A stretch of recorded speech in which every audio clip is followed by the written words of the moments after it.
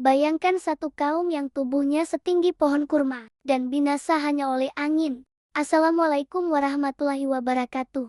Selamat datang kembali di kanal kita, tempat kita belajar dan mengambil hikmah dari kisah-kisah penuh makna. Hari ini, kita akan melakukan perjalanan kembali ke masa lalu, ke sebuah negeri bernama Al-Ahqaf, yang terletak di antara Oman dan Yaman. Di sanalah hidup sebuah kaum yang luar biasa, kaum Ad. Siapa sebenarnya Nabi Had dan kaum Ad? Nabi Had alaihissalam adalah seorang nabi yang mulia, berasal dari keturunan Nabi Nuh alaihissalam.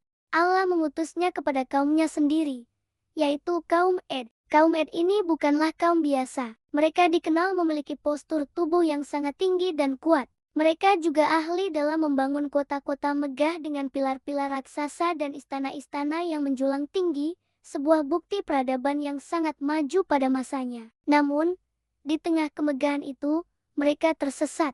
Mereka melupakan Allah, Sang Pencipta, dan malah menyembah berhala-berhala buatan tangan mereka sendiri, yang mereka beri nama seperti Syada, Syamud, dan Haba. Di tengah kegelapan syirik inilah, Nabi Had diutus. Misinya satu, mengajak mereka kembali ke jalan tauhid, jalan untuk menyembah Allah semata. Maka, mulailah seruan tauhid pertama dari lisan Nabi Had. Dengan penuh kelembutan dan kebijaksanaan, beliau berkata kepada kaumnya, "Wahai kaumku, sembahlah Allah. Sekali-kali tidak ada Tuhan bagimu selain Dia." Beliau tidak hanya menyeru, tapi juga mengingatkan mereka akan nikmat-nikmat Allah yang tak terhitung jumlahnya. Beliau berkata, "Ingatlah karunia Allah yang telah menjadikan kalian khalifah setelah kaum Nuh, dan menganugerahkan kalian kekuatan fisik yang luar biasa." Nabi Had juga mengingatkan mereka tentang tanah yang subur, sumber air yang melimpah, dan rezeki yang luas yang Allah berikan. Sebagian dari kaum Ad mulai mendengar dan merenungkan ajakan ini. Hati mereka tersentuh.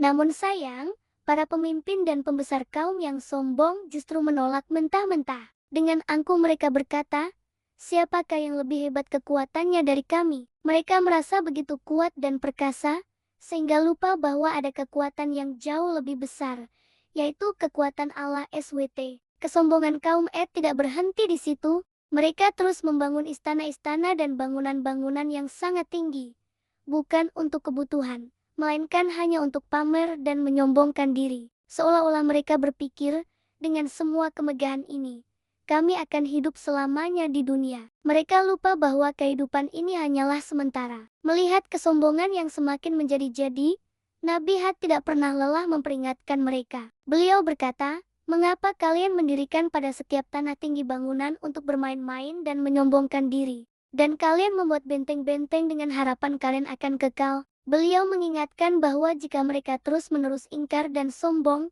azab dari Allah pasti akan datang. Tapi apa jawaban mereka? Mereka justru mengejek dan menghina Nabi Had. Mereka menuduhnya sebagai orang bodoh dan pendusta. Mereka berkata, "Sesungguhnya kami benar-benar memandang kamu dalam keadaan kurang akal dan sesungguhnya kami menganggap kamu termasuk orang-orang yang berdusta." Begitulah kesombongan telah membutakan mata hati mereka. Setelah peringatan diabaikan dan kesombongan merajalela, tanda-tanda azab dari Allah mulai tampak. Tanah yang tadinya subur perlahan mulai mengering. Kekeringan melanda negeri mereka. Hujan tak kunjung turun selama bertahun-tahun. Sumur-sumur mengering, tanaman mati, dan ternak pun mulai kehausan. Ini adalah peringatan kecil dari Allah. Nabi Had sekali lagi datang kepada mereka dengan penuh kasih sayang. "Wahai kaumku, bertobatlah kepada Tuhanmu dan kemudian kembalilah kepadanya.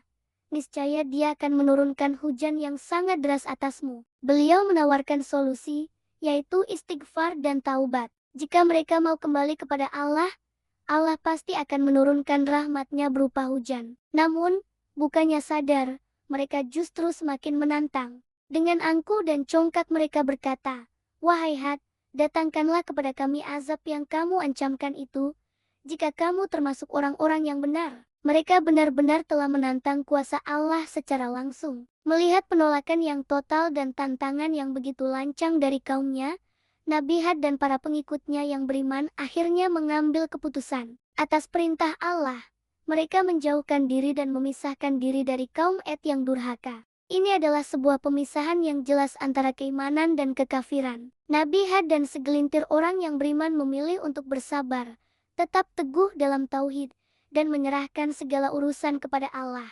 Sementara itu, orang-orang kafir dari kaum Ad terus dalam kesombongan mereka. Mereka tetap berpesta pora, menyembah berhala, dan menertawakan Nabi Hud beserta pengikutnya. Mereka tidak menyadari bahwa waktu mereka di dunia ini sudah hampir habis. Mereka tidak tahu bahwa azab yang mereka minta-minta itu sedang dalam perjalanan menuju mereka. Dan benar saja, tidak lama kemudian, hari yang dijanjikan itu pun tiba. Suatu hari, kaum Ad melihat gumpalan awan hitam yang sangat besar bergerak menggulung di langit, menuju ke arah lembah-lembah mereka. Dengan bodohnya, mereka bersorak gembira. Inilah awan yang akan menurunkan hujan bagi kita, teriak mereka. Mereka mengira itu adalah awan hujan berkah yang selama ini mereka nantikan untuk mengakhiri kekeringan. Namun, Nabi Hud, dengan pengetahuan dari Allah, berkata dengan tegas, "Bukan, itu bukanlah rahmat. Itu adalah azab yang dahulu kalian minta untuk disegerakan. Itulah angin yang mengandung azab yang pedih." Seketika, kegembiraan mereka sirna. Angin yang sangat dingin dan kencang mulai menerjang, membawa debu dan pasir yang menggelapkan pandangan. Suaranya menderu-deru, menakutkan, dan meruntuhkan apa saja yang dilewatinya. Inilah awal dari akhir mereka. Azab itu datang dalam bentuk angin yang dahsyat. Al-Quran menggambarkannya sebagai angin yang sangat dingin dan kencang, yang bertiup tanpa henti selama 7 malam dan 8 hari berturut-turut. Bayangkan, selama itu mereka dihantam oleh badai yang tak terbayangkan kekuatannya. Angin itu begitu kuat hingga mampu mencabut manusia dari tempat mereka berdiri. Tubuh-tubuh kaum Ad yang besar dan kuat itu terangkat ke udara, lalu terhempas dengan keras ke tanah.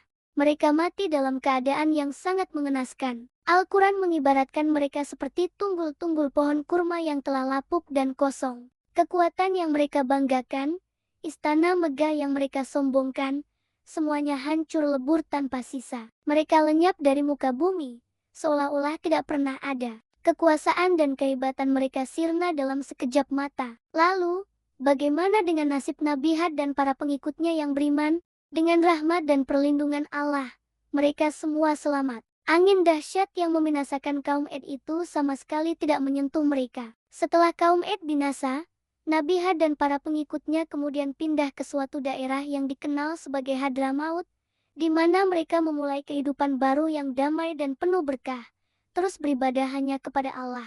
Kisah ini meninggalkan pesan moral yang sangat kuat bagi kita semua. Pertama, kesombongan adalah sifat yang akan membinasakan pelakunya, tidak peduli seberapa kuat atau hebatnya dia di dunia ini. Kedua, Allah sangat mencintai hamba-hambanya yang rendah hati, berserah diri, dan taat kepadanya. Semoga kita bisa mengambil pelajaran berharga dari kisah kaum Ad ini, dan senantiasa menjadi hamba Allah yang bersyukur dan jauh dari sifat sombong. Terima kasih banyak sudah menyimak hingga akhir. Semoga kisah ini bermanfaat dan menambah keimanan kita semua. Jangan lupa untuk like, komen, dan subscribe agar kita bisa terus berbagi kisah-kisah penuh hikmah lainnya. Sampai jumpa di video berikutnya. Wassalamualaikum warahmatullahi wabarakatuh.